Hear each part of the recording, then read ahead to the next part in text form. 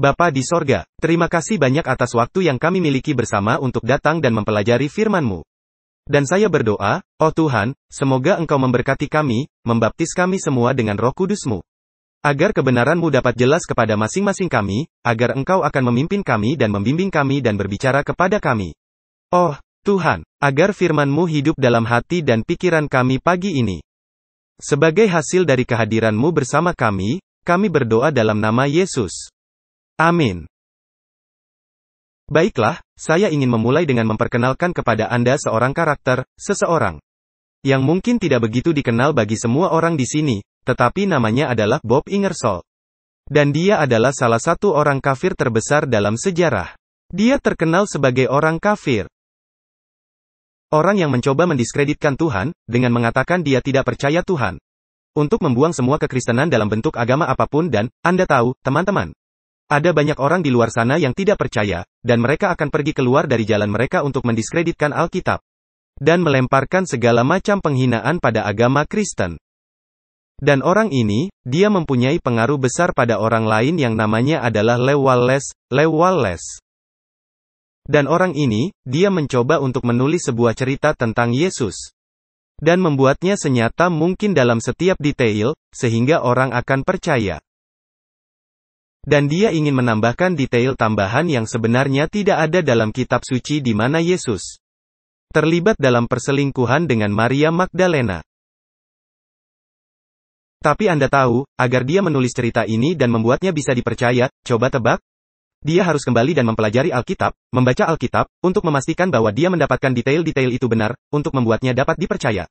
Tetapi Anda melihat, dalam melakukan ini saat dia mempelajari Alkitab, coba tebak? Dia menemukan mutiara yang sangat berharga. Dia menemukan Yesus dan itu mengubah hati dan hidupnya. Jadi, alih-alih menulis tentang kisah palsu yang dibuat-buat tentang Yesus yang mengerikan ini, dia akhirnya menulis tentang Ben-Hur. Dan bagi mereka yang tidak tahu klasik yang hebat ini, itu mengangkat Yesus Kristus sebagai Tuhan dan Penyelamat kita. Dan Anda tahu, teman-teman, saya mengenal seseorang seperti itu di Australia, ketika saya masih muda dan tumbuh besar di sana. Dan Anda tahu, ketika dia di SMA, orang ini akhirnya datang ke gereja kami, ketika dia di SMA. Ini juga yang terjadi padanya. Dia bukan seorang Kristen dan dia ingin mempermalukan gurunya yang merupakan seorang Kristen.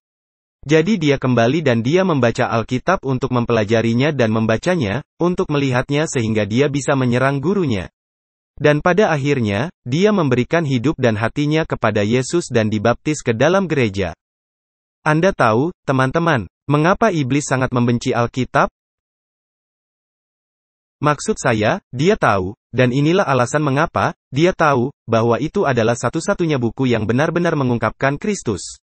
Satu-satunya harapan keselamatan manusia, dalam 2 Timotius pasal 3 dalam ayat 15, Alkitab berkata, ingatlah juga bahwa dari kecil engkau sudah mengenal kitab suci, yang dapat memberi hikmat kepadamu dan menuntun engkau kepada keselamatan oleh iman kepada Kristus Yesus.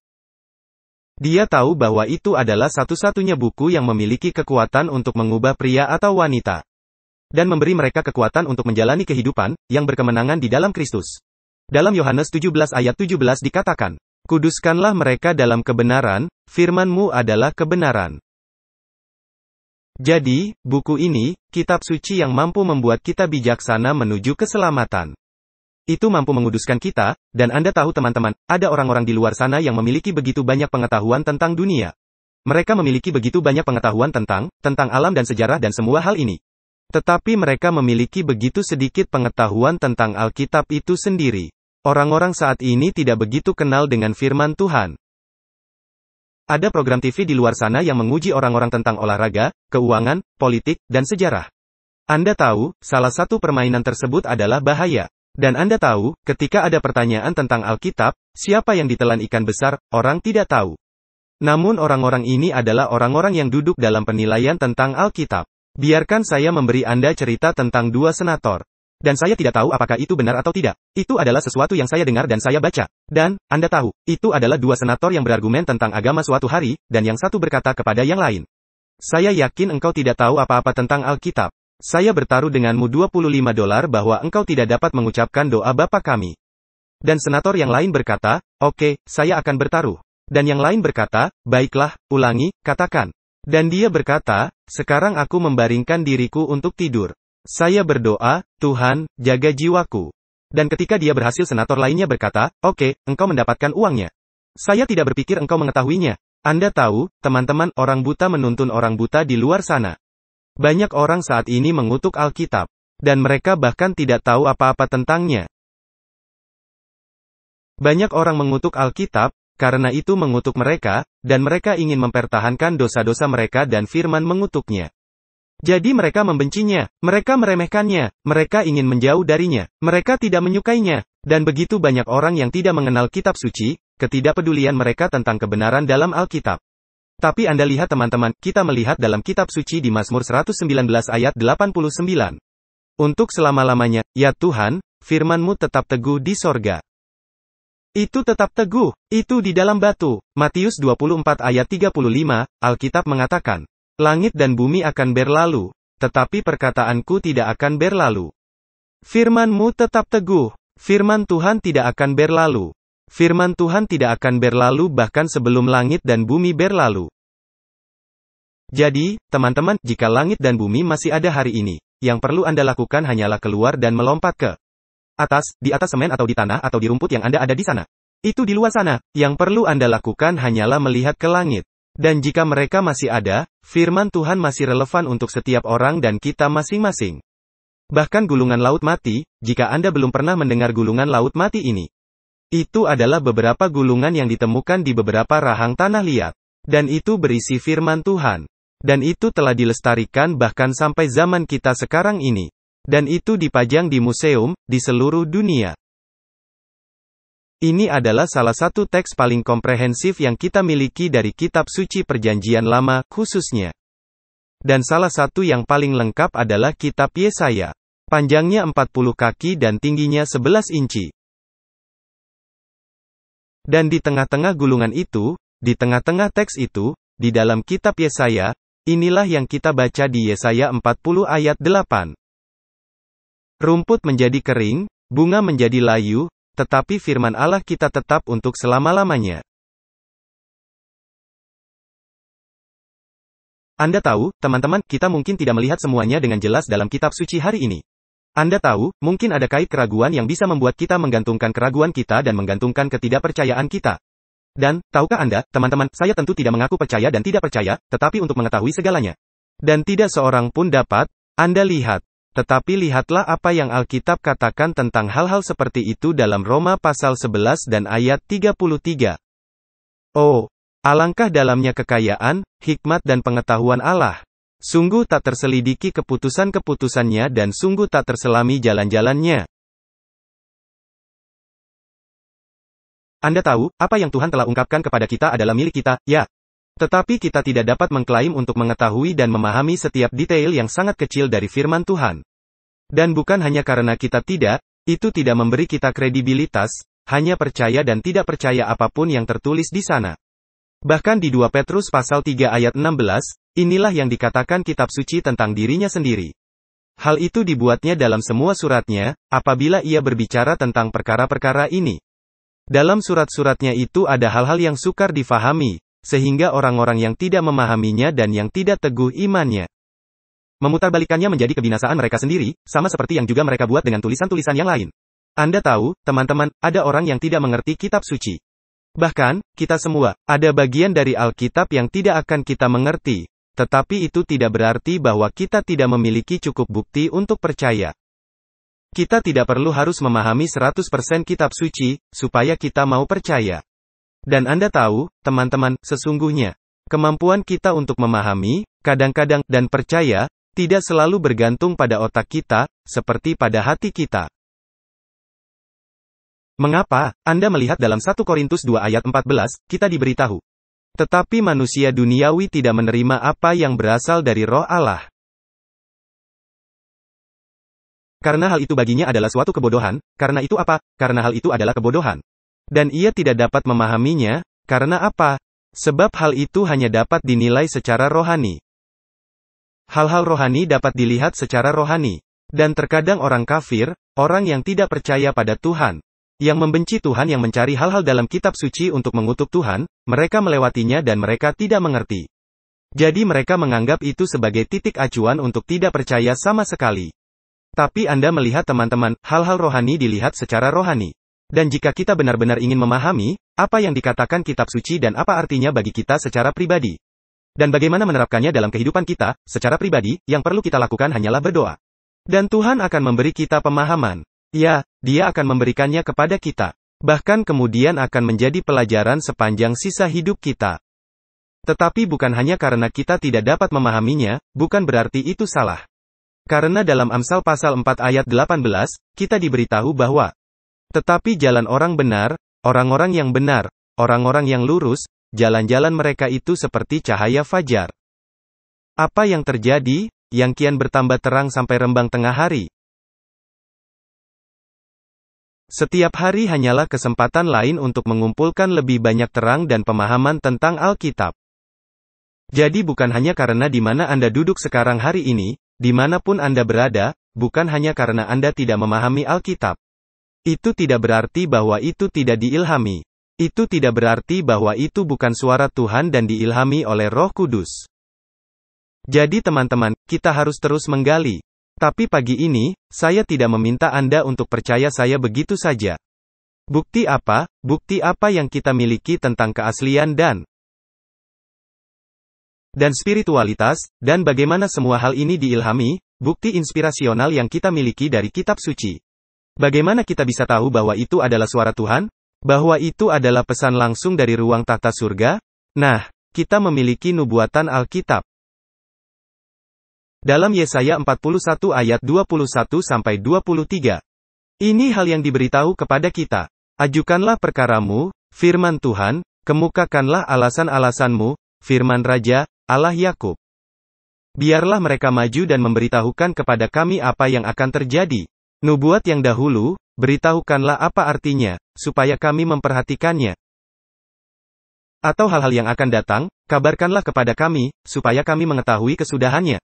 Dan kemudian perhatikan bagian yang tebal. Beritahukanlah hal-hal yang akan datang kemudian, supaya kami mengetahui, bahwa kamu ini sungguh Allah.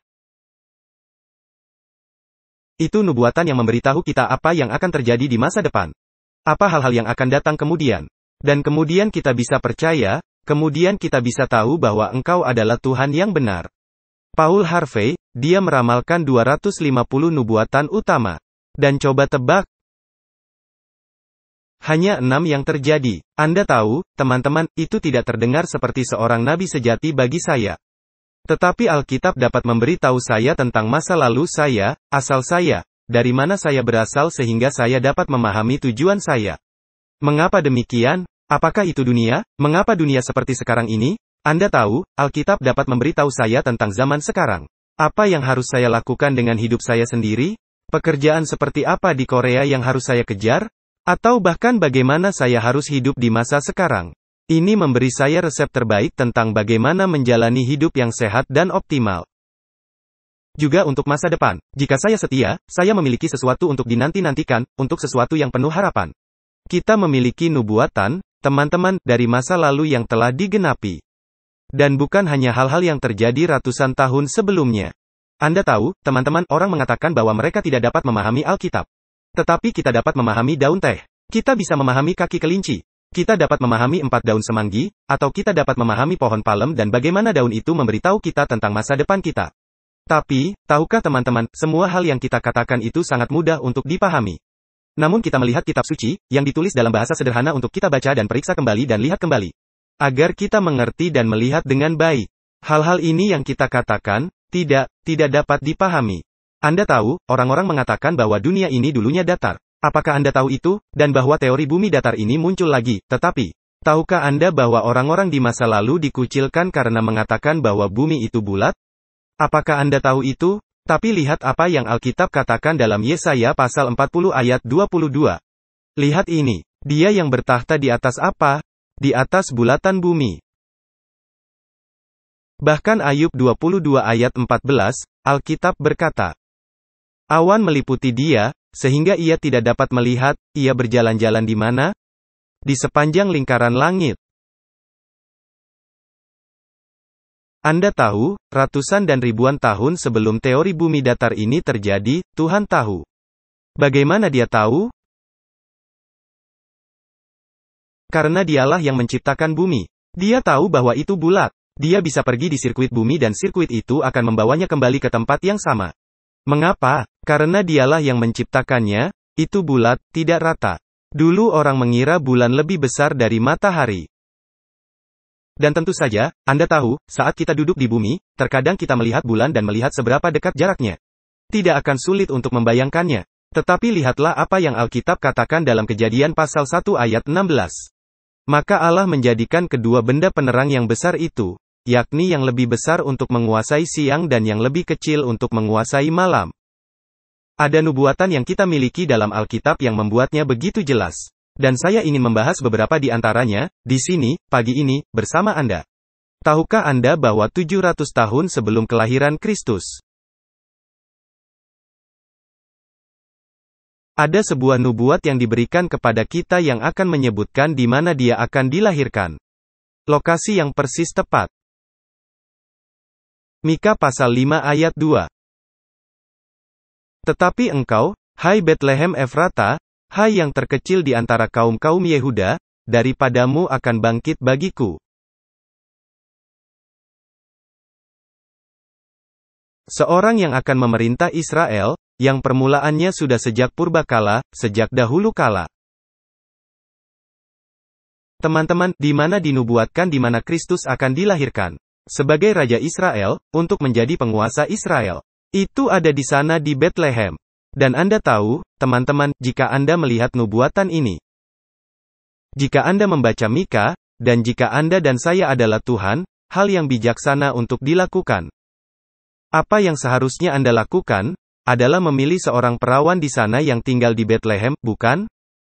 Itu akan menjadi pilihan yang logis. Jika saya akan membuat nubuatan tentang juru selamat yang lahir di Bethlehem, maka saya lebih baik mencari penduduk Bethlehem, seseorang yang tinggal di sana, seseorang yang tidak akan pernah meninggalkan tempat itu. Seseorang yang akan tumbuh dan sepanjang hidup mereka berada di sana. Anda tahu, saya tidak bisa berhubungan dengan itu. Saya telah bepergian ke seluruh dunia, tetapi ada beberapa orang seperti istri saya yang tumbuh dalam satu rumah selama 20 tahun. Saya tidak bisa memahami itu. Itu tidak masuk akal bagi saya, tetapi akan tepat untuk memilih seseorang yang akan tumbuh di sana di kota kecil Bethlehem sepanjang hidup mereka. Tapi bukan itu yang Tuhan lakukan. Dia memilih perawan Nazaret, yang berjarak sekitar 120 km dari Bethlehem. Yah, tidak ada yang salah dengan itu. Dia masih punya waktu untuk pindah ke sana, bukan? Dan Anda melihat bahwa hal yang aman untuk dilakukan Tuhan adalah membuat Yusuf dan Maria pindah ke Bethlehem, bukan? Bahkan saat dia mengandung dari Roh Kudus, maksudku, itulah yang seharusnya dia lakukan. Maria, dia seharusnya pergi bersama Yusuf dan pindah kembali ke kota Bethlehem, tetapi mereka tidak melakukannya. 1 bulan berlalu, 2 bulan berlalu, 3 bulan, 5 bulan, 7 bulan, 9 bulan kehamilan. Bayinya siap untuk lahir kapan saja. Bayinya jatuh tempo. Sekarang Maria harus pergi ke Bethlehem.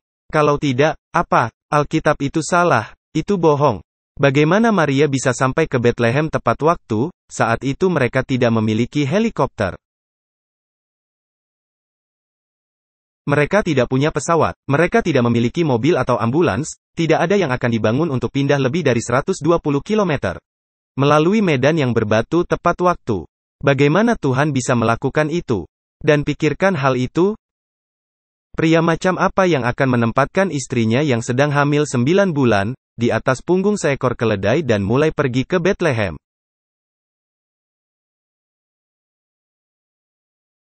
Maksud saya, memang lebih baik daripada berjalan kaki. Tetapi keledai bukanlah hal yang paling nyaman untuk dikendarai. Saya pernah menunggang kuda sebelumnya, dan saya memberitahumu, itu menakutkan dan tidak nyaman sama sekali. Pria macam apa yang akan menempatkan istrinya yang sedang hamil 9 bulan, di atas keledai dan pergi ke Bethlehem? Pria macam apa yang bisa melakukan itu? Nah, di Lukas pasal 2 ayat 1, Alkitab memberitahu kita. Pada waktu itu Kaisar Agustus mengeluarkan suatu perintah, menyuruh mendaftarkan semua orang di seluruh dunia. Keputusan dari Kaisar Agustus akan datang kepada Yusuf, dan dia tidak peduli dengan wanita Yahudi. Dia tidak peduli apakah dia hamil 9 bulan atau tidak. Engkau lakukan apa yang diperintahkan atau engkau mati. Jadi Yusuf, dia harus pergi, dia tidak punya pilihan. Dan bahkan pada usia kehamilan 9 bulan. Mereka menempuh perjalanan sejauh 120 km, dengan seorang istri yang bisa melahirkan bayi kapan saja. Dan ketika dia akhirnya sampai di sana, coba tebak, tidak ada kamar yang tersedia. Semua hotel penuh. Sama seperti yang mungkin terjadi beberapa minggu lalu di Langkawi, bukan? Ketika kami diizinkan untuk bepergian, pesawat penuh, hotel-hotel sudah penuh sesak. Maksud saya, Yusuf, mengapa kamu melakukan hal seperti itu? Karena dia harus melakukannya. Mengapa? Apa Kaisar berkata begitu? Tidak.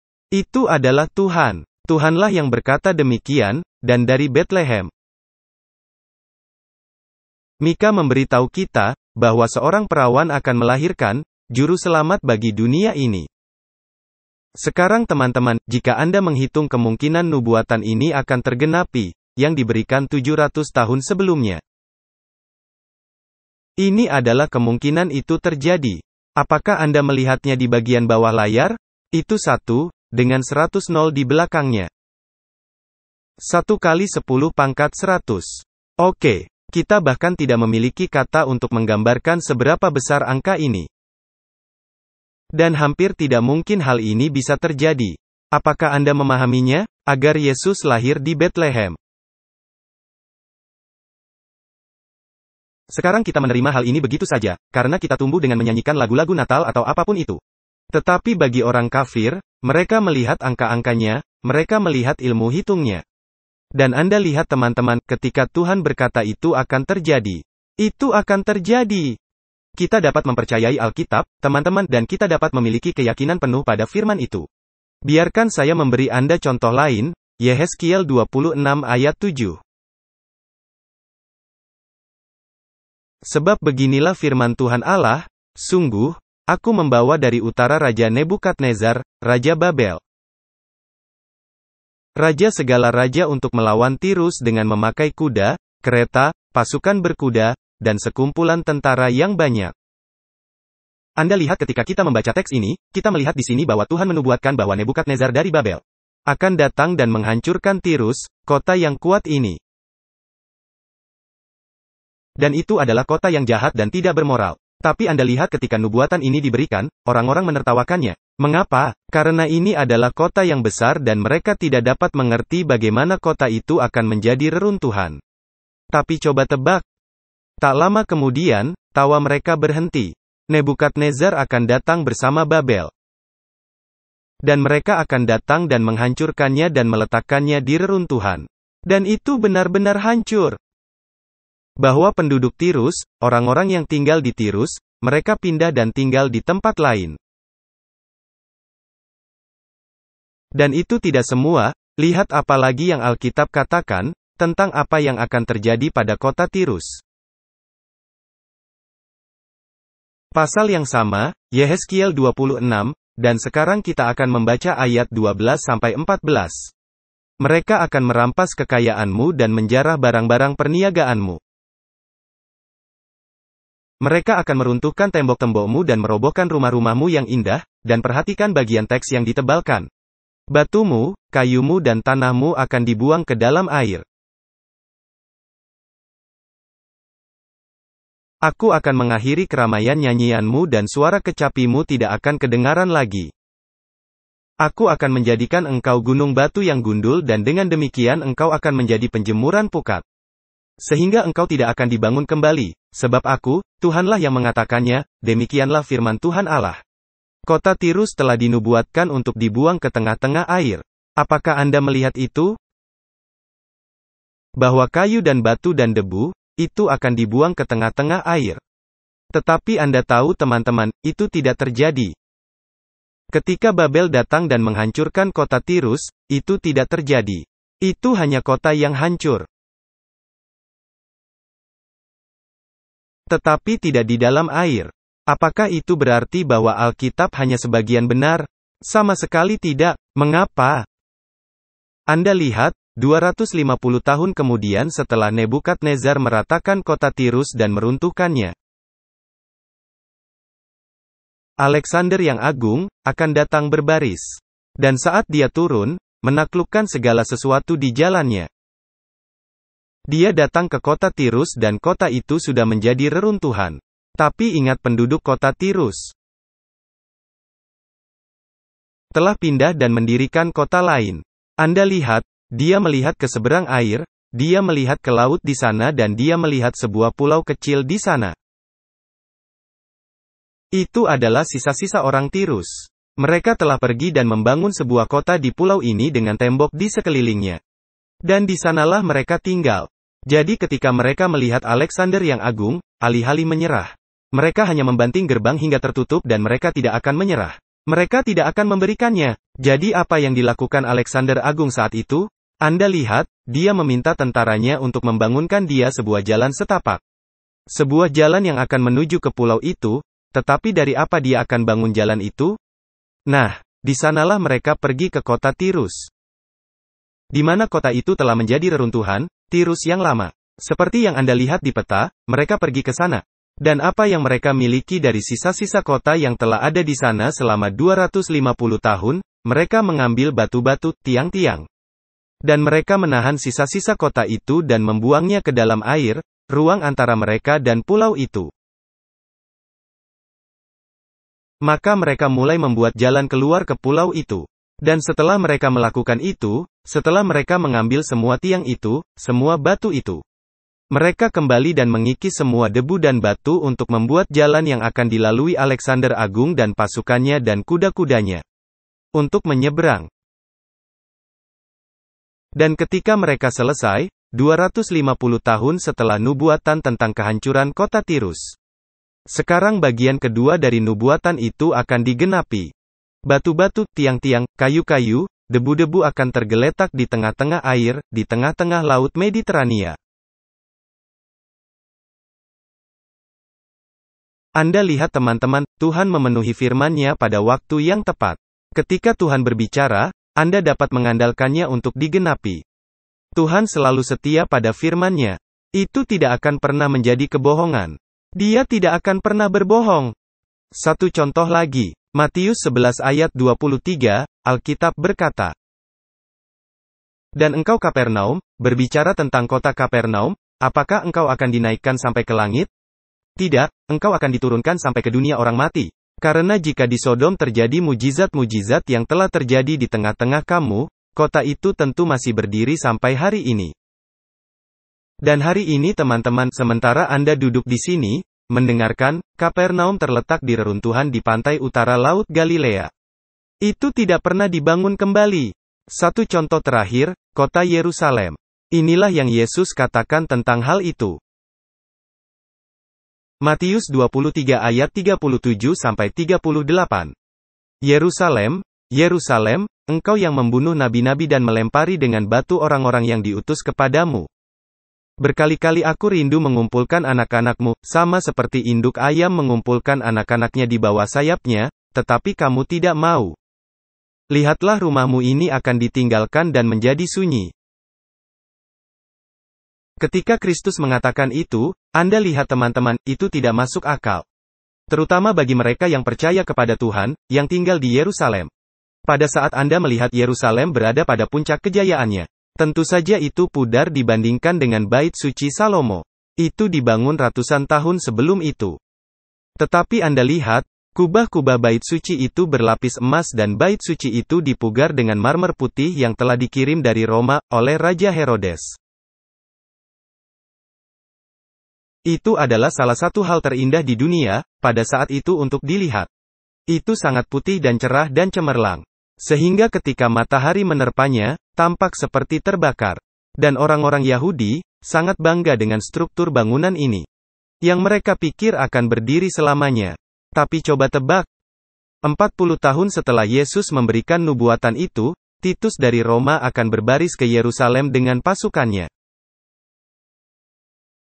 Dia akan merobohkan gerbang. Dia akan membunuh semua orang, anak-anak, wanita, dan bahkan binatang-binatangnya. Dan orang-orang Yahudi, mereka berlari ke bait suci dan menutup pintu-pintu, berpikir bahwa Titus dan pasukannya akan menghormati bait suci. Tetapi apa yang Kristus katakan tentang bait suci ini? Matius 24 ayat 1 dan 2. Sesudah itu Yesus keluar dari bait Allah, lalu pergi. Maka datanglah murid-muridnya dan menunjuk kepada bangunan-bangunan bait Allah. Ia berkata kepada mereka, "Kamu melihat semuanya itu? Aku berkata kepadamu, sesungguhnya tidak satu batu pun di sini akan dibiarkan terletak di atas batu yang lain, semuanya akan diruntuhkan." Bahkan para murid-murid, mereka begitu bangga dengan bait suci ini, sehingga ketika mereka keluar, saat mereka berjalan keluar, mereka terlalu bangga akan bait suci itu. Sungguh, ini akan menjadi Mekah, pusat kerajaan dunia, karena Yesus bersama kita. Dan Yesus, lihat, sekarang saatnya untuk mengambil hak tahtamu. Mereka sangat bangga menunjuk ke bait suci ini, tetapi Yesus berkata, "Apa? Bahkan tidak satu batu pun akan tertinggal di atas batu yang lain." Teman-teman, bagaimana itu mungkin terjadi? Anda lihat, Titus, ketika dia akhirnya pergi ke bait suci, dan dia telah membunuh semua orang. Bait suci itu dibakar dan semuanya dihancurkan. Tetapi mengapa satu batu tidak bisa tertinggal di atas yang lain? Anda melihat, sejarawan, mereka ingat bahwa ketika api mendinginkan semua emas yang telah meleleh, Anda melihat ada begitu banyak. Saat Anda mempelajari tempat kudus, ada banyak emas di bait suci. Dan bahkan atap berlapis emas itu, kubah, semua itu meleleh dan telah mengalir ke bawah batu, dan ke bawah batu bata. Dan agar para penjara untuk masuk dan mengambil emas itu, mereka harus mengambil pahat dan palu dan mengeluarkan semua batu dan mendapatkan emas itu. Mereka harus membongkarnya sepotong demi sepotong. Akibatnya, firman Tuhan digenapi kepada kebenaran. Nubuatan yang Kristus berikan 40 tahun sebelumnya, terjadi. Seperti yang dikatakan Kristus, bahkan tidak akan ada satu batu di atas yang lain. Anda lihat teman-teman, firman-Nya benar. Firman-Nya hari ini akan bertahan selamanya. Meskipun langit dan bumi akan berlalu, firman-Nya tidak. Dan teman-teman, Kristus berkata dalam firman-Nya hari ini di Yohanes 14, ayat 2 dan 3. Sebab aku pergi ke situ untuk menyediakan tempat bagimu. Dan apabila aku telah pergi ke situ dan telah menyediakan tempat bagimu, aku akan datang kembali dan membawa kamu ke tempatku, supaya di tempat di mana aku berada, kamu pun berada. Teman-teman, Yesus akan datang kembali lagi. Saya ingin mengingatkan Anda tentang itu, bahkan hari ini. Bahkan seperti banyak dari kita dapat menetapkan kasih sayang kita pada hal-hal duniawi. Saya ingin mengingatkan Anda bahwa Tuhan, Yesus sendiri berkata, "Aku akan datang kembali," dan kita memiliki harapan akan sesuatu yang lebih baik. Kita memiliki harapan akan sesuatu yang lebih mulia. Kita memiliki harapan bahwa suatu hari nanti semua kesedihan, penyakit, rasa sakit dan kematian akan hilang. Kita memiliki harapan akan tubuh yang baru dan sempurna. Tetapi teman-teman, apa yang akan membawa kita ke surga? Ada di sini. Adalah otak kita. Itu karakter kita. Dan hari ini, Tuhan, Dia ingin mengubah itu. Dia meninggalkan firman-Nya untuk membantu kita akan hal yang khusus itu. Yaitu karakter kita. Dalam Mazmur 119 ayat 9, kita diberitahu, dengan apakah seorang muda mempertahankan kelakuannya bersih? Dengan menjaganya sesuai dengan firman-Mu. Dia bisa membersihkan jalan kita. Dia bisa membersihkan hidup kita. Dia bisa membersihkan pikiran kita. Dia bisa membuat kita seperti Kristus. Dan meskipun kita mungkin memiliki tubuh yang hancur, penyakit di tubuh kita, rasa sakit yang kita rasakan setiap hari, Tuhan berkata, "Aku dapat mengubah karaktermu dan memberimu harapan untuk tubuh abadi di masa depan yang akan aku sempurnakan. Jauh lebih indah, jauh lebih tampan, jauh lebih fungsional daripada yang kita miliki saat ini." Dan Dia juga berjanji bahwa Dia akan memberi kita Roh Kudus untuk membantu perubahan itu terjadi. Yohanes 16 ayat 7-8. Namun benar yang kukatakan ini kepadamu, adalah lebih berguna bagi kamu, jika aku pergi. Sebab jikalau aku tidak pergi, penghibur itu tidak akan datang kepadamu. Tetapi jikalau aku pergi, aku akan mengutus Dia kepadamu. Dan kalau Ia datang, Ia akan menginsafkan dunia akan dosa, kebenaran dan penghakiman. Dialah yang akan membimbing kita di sini, teman-teman, di hati kita, di pikiran kita. Dialah yang akan berbicara kepada kita. Dialah yang akan mengingatkan kita saat kita berbuat dosa. Dialah yang akan mendorong kita untuk berbuat lebih baik. Dia akan mengangkat kita keluar dari jurang keputusasaan dan keputusasaan yang begitu banyak dari kita pada saat ini. Karena faktor situasional seperti COVID-19, dan kehilangan pekerjaan atau kehilangan kesehatan, kehilangan orang yang dicintai atau kehilangan uang. Atau kehilangan, bahkan hal-hal yang diperlukan, seperti makanan dan pakaian di tubuh kita. Teman-teman, saatnya kita kembali ke firman Tuhan hari ini. Sudah waktunya bagi kita untuk kembali fokus. Kita bertahan, dengan sungguh-sungguh, sangat membutuhkannya. Jika kita mau memperhatikan, teman-teman, kepada firman Tuhan, kita bisa menutup semua pintu penjara. Jika kita mau memperhatikan firman Tuhan, kita tidak perlu mengunci pintu kita di malam hari. Akan aman untuk berjalan di jalanan, dan di lingkungan kita sepanjang waktu, kapan saja. Tidak akan ada rasisme. Tidak akan ada korupsi. Hanya ada satu Tuhan, satu iman, satu baptisan. Dan kita akan bersama dalam satu denominasi yang sama. Firman-Nya teman-teman akan membasuhmu. Ini akan menempatkan tampilan cerdas di wajah Anda. Dan inilah mengapa iblis sangat membenci firman Tuhan. Dan dia mencoba untuk menghancurkannya selama berabad-abad. Tetapi pria dan wanita yang setia, telah mati untuk melindunginya dan membawanya ke zaman kita. Sehingga kita dapat membacanya, sehingga kita dapat mencernanya, sehingga kita bisa menghabiskan waktu di dalamnya, dan memiliki hak istimewa ini untuk mengadakan persekutuan dengan Tuhan kita dan penyelamat kita.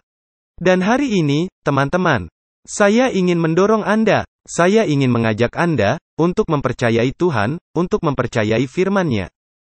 Untuk mempercayai para nabinya. 2 Tawari 20 ayat 20. Percayalah kepada Tuhan, Allahmu, dan kamu akan tetap teguh.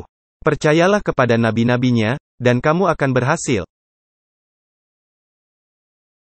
Tuhan, Dia ingin membangun kita hari ini. Dia ingin membuat kita berhasil hari ini. Dan hari ini, saya tidak meminta Anda untuk mempercayai saya. Saya tidak memintamu untuk mengikutiku. Saya ingin kamu percaya Tuhan. Saya ingin Anda percaya firman-Nya. Saya ingin Anda mempelajari firman-Nya, bukan pendapat manusia.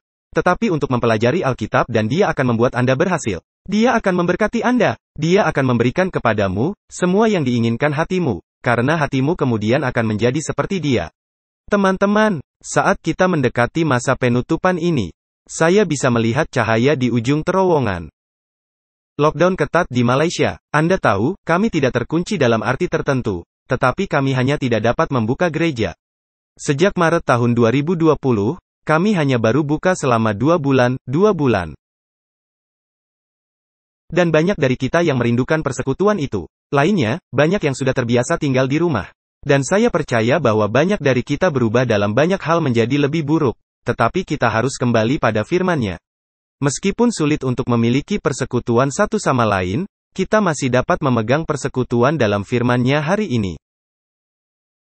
Dan teman-teman, saya bertekad, bahwa firman Tuhan akan menjadi panduan saya hari ini. Bagaimana dengan kamu? Anda juga harus bertekad teman-teman. Semoga Tuhan memberi kita rahmat dan belas kasihan dan kekuatan yang diperlukan. Untuk menghabiskan waktu dalam firman-Nya benar-benar, kita membutuhkannya sekarang lebih dari sebelumnya. Anda tahu, kata mereka 200 tahun yang lalu, hanya ada 100 godaan yang dapat dihadapi manusia. Dari objek fisik di luar sana dari keinginan hidup ini. Tapi hari ini, tak terhitung banyaknya manusia yang memikirkan dan menemukan hal-hal yang tidak pernah kita pikirkan atau yang kita butuhkan. Hari ini, godaan berlimpah di setiap sisi, tak terhitung dan tanpa henti untuk mengalihkan perhatian kita dan menghancurkan kita. Teman-teman, kita perlu fokus kembali. Ini adalah kebenaran yang luar biasa. Ini adalah kebenaran yang kabur. Karena banyak dari kita telah melupakannya. Kita sudah melupakannya. Kita telah meninggalkannya di belakang. Jadi hari ini, teman-teman, saya ingin mendorong Anda untuk memperkuat pengalaman Anda bersama Kristus, perjalanan Anda bersama Kristus. Kembalilah padanya. Ya, jika kita hanya membuat firman-Nya fondasi kita, semuanya akan baik-baik saja. Jadi hari ini, mari kita fokuskan kembali. Mari kita kembali. Mari kita waspada. Mari kita jaga. Awasi dan jaga mata kita, supaya tetap terbuka dan tertuju pada firman-Nya. Mari kita berdoa. Bapa di sorga, Tuhan, kami berterima kasih atas firman-Mu. Oh, begitu banyak dari kami, memiliki firman itu, tetapi kami tidak menghargainya lagi. Kami memiliki prioritas lain. Kami memiliki hobi dan keinginan lain dan hal-hal yang hanya mengalihkan perhatian kami dan menarik kami sepanjang waktu. Bapa, tolong bantu kami hari ini untuk fokus kembali, bantu kami melihat janji, dan bantu kami mengingat bahwa Engkau akan segera datang. Tuhan, tolong kami dengan cara kasih sayang yang kami miliki di bumi ini, saat kami menghabiskan waktu dalam firman-Mu. Bahwa Engkau mengubah hati kami dan keinginan kami dan motif kami dan prioritas kami dan selera kami dengan segala cara. Bahwa Engkau akan membantu kami untuk merasakan surga. Bahwa dunia ini akan lenyap. Dan Bapa, tolong, bantu kami untuk fokus kembali, agar kami dapat melihat Yesus dalam firman-Mu lagi hari ini. Berkati kami, Tuhan, dan bimbing kami. Kami berdoa dalam nama Yesus. Amin.